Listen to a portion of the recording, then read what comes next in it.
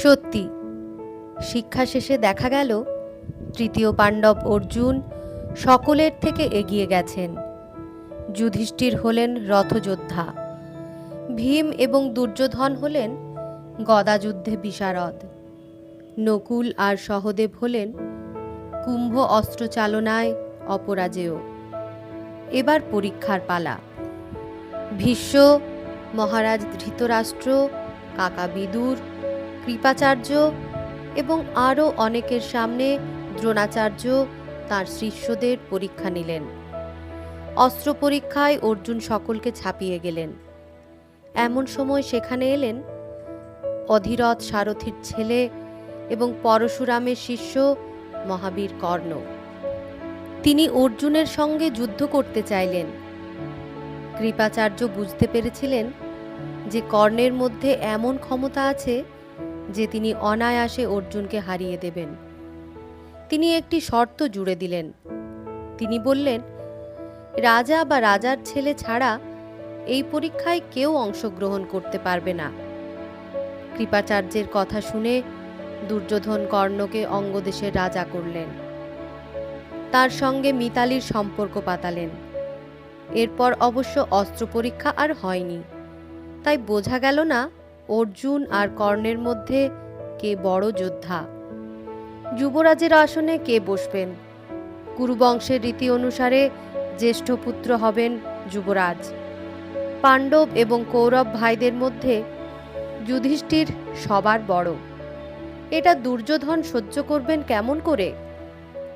দুর্যোধন বুঝতে পারলেন যে করে হোক পাণ্ডবদের পৃথিবী থেকে চিরকালের জন্য সরিয়ে দিতে হবে, না হলে তার স্বার্থসিদ্ধি হবে না।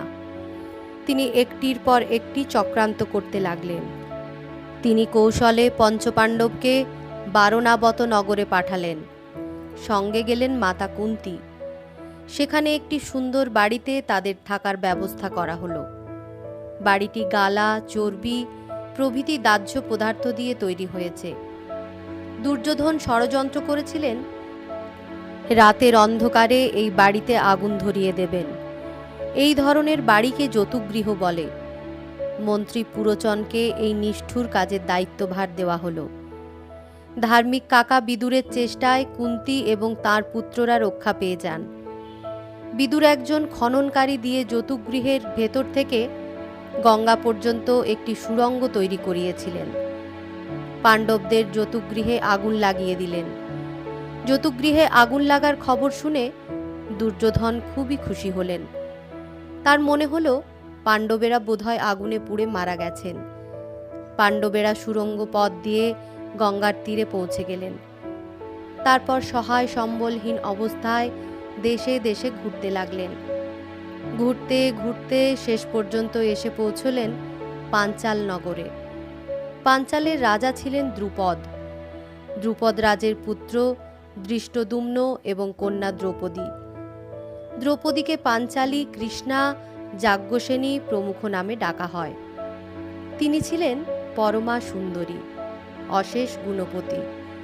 তখন পাঞ্চাল নগরে দ্রৌপদীর স্বয়ংবর সভার আয়োজন করা হয়েছে।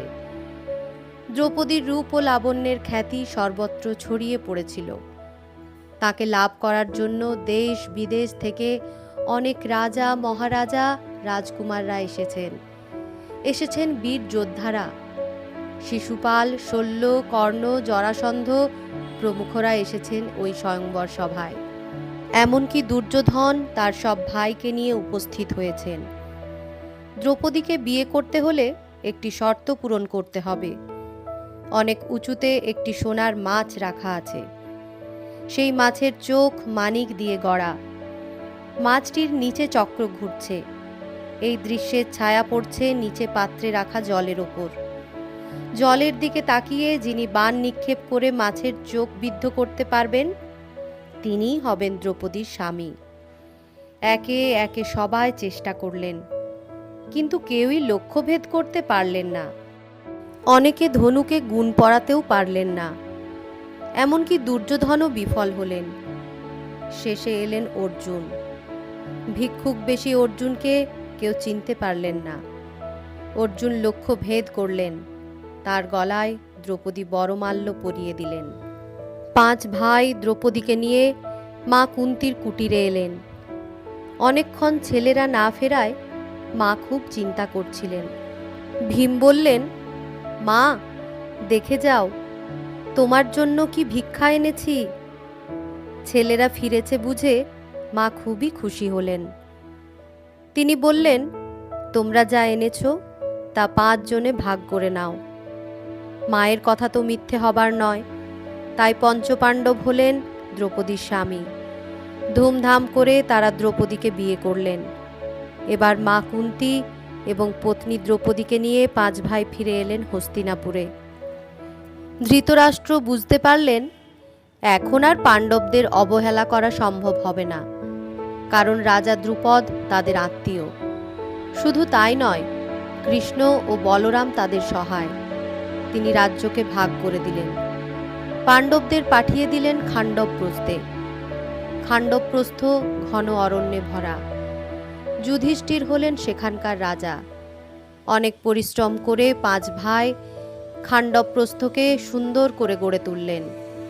এখানকার নতুন নামকরণ করা হলো ইন্দ্রপ্রস্থ। যুধিষ্ঠিরের সুশাসনে প্রজারা খুবই খুশি।